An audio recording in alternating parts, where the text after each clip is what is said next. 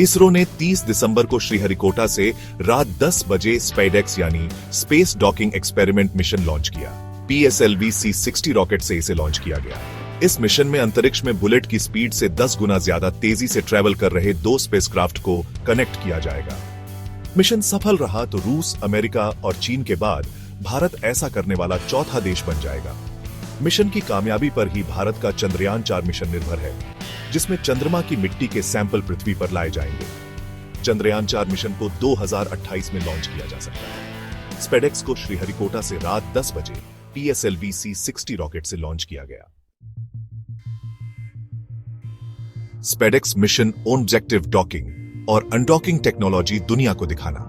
पृथ्वी की निचली कक्षा में 2 छोटे स्पेसक्राफ्ट की डॉकिंग और अनडॉकिंग की टेक्नोलॉजी डेमोन्स्ट्रेट करना। डॉक किए गए 2 स्पेसक्राफ्ट्स के बीच इलेक्ट्रिक पावर ट्रांसफर करने की टेक्नोलॉजी को डेमोन्स्ट्रेट करना। स्पेस डॉकिंग का मतलब है स्पेस में 2 अंतरिक्ष यानों को जोड़ना या कनेक्ट करना। SpaDeX mission process: PSLV rocket से लॉन्च, फिर 470 किलोमीटर ऊपर डॉकिंग। मिशन में 2 छोटे स्पेसक्राफ्ट टारगेट और चेजर शामिल हैं। इन्हें PSLV-C60 रॉकेट से 470 किलोमीटर की ऊंचाई पर अलग कक्षाओं में लॉन्च किया जाएगा।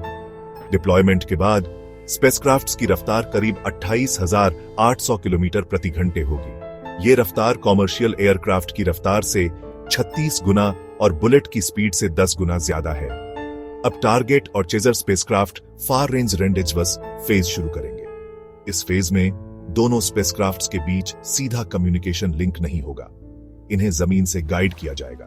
स्पेसक्राफ्ट करीब आते जाएंगे।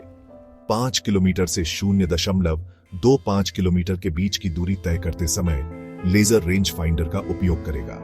300 मीटर से 1 मीटर की रेंज के लिए डॉकिंग कैमरे का इस्तेमाल होगा। वहीं 1 मीटर से 0 मीटर तक की दूरी पर विजुअल कैमरा उपयोग में आएगा। सक्सेसफुल डॉकिंग के बाद दोनों स्पेसक्राफ्ट के बीच इलेक्ट्रिकल पावर ट्रांसफर को डेमोन्स्ट्रेट किया जाएगा। फिर स्पेसक्राफ्ट्स की अनडॉकिंग होगी और ये दोनों अपने अपने पेलोड के ऑपरेशन को शुरू करेंगे। करीब 2 साल तक ये इससे वैल्यूएबल डेटा मिलता रहेगा। मिशन क्यों जरूरी? चंद्रयान 4 जैसे मिशंस की सफलता इसी पर निर्भर टेक्नोलॉजी का इस्तेमाल चंद्रयान 4 मिशन में होगा, जिसमें चंद्रमा से सैंपल वापस पृथ्वी पर लाए जाएंगे। स्पेस स्टेशन बनाने और उसके बाद वहां जाने आने के लिए भी डॉकिंग टेक्नोलॉजी की जरूरत पड़ेगी। सैटेलाइट सर्विसिंग, इंटरप्लेनेटरी मिशन और इंसानों को चंद्रमा पर भेजने के लिए यह टेक्नोलॉजी जरूरी है। भारत ने अपने डॉकिंग मैकेनिज्म पर पेटेंट लिया। इस डॉकिंग मैकेनिज्म को भारतीय डॉकिंग सिस्टम नाम दिया गया है। इसरो ने इस डॉकिंग सिस्टम पर पेटेंट भी ले लिया है। भारत को अपना खुद का डॉकिंग मैकेनिज्म डेवलप करना पड़ा, क्योंकि कोई भी स्पेस एजेंसी इस बेहद कॉम्प्लेक्स प्रोसेस की बारीकियों को शेयर नहीं करती है। एक्सपेरिमेंट के लिए 24 पेलोड भी मिशन में भेजे जा रहे हैं। माइक्रोग्रेविटी में एक्सपेरिमेंट के लिए इस मिशन में 24 पेलोड भी भेजे जा रहे हैं। ये पेलोड PSLV रॉकेट की चौथी स्टेज में होंगे, जिसे POEM PSLV orbital experimental module कहा जाता है। 14 पेलोड इसरो से हैं और 10 पेलोड गैर सरकारी संस्थाओं NGE से हैं। अमेरिका ने 16 मार्च 1966 को पहली बार डॉकिंग की थी।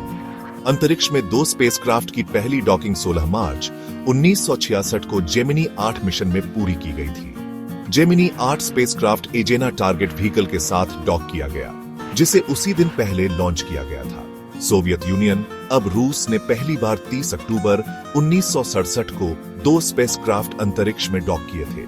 तब अनमैन्ड कॉस्मोस 186 और 188 ऑटोमेटिकली डॉक किए गए थे। डॉकिंग सोवियत यूनियन के फ्लाइट प्रोग्राम में वापसी का एक महत्वपूर्ण कदम था। चीन की पहली स्पेस डॉकिंग 2 नवंबर 2011 को हुई थी, जब बिना चालक दल वाले शेनझोउ 8 स्पेसक्राफ्ट ने तियांगोंग एक स्पेस लैब मॉड्यूल के साथ सफलतापूर्वक डॉक किया था। डॉकिंग चीन के गांसू में जुक्वान सैटेलाइट लॉन्च सेंटर में हुई।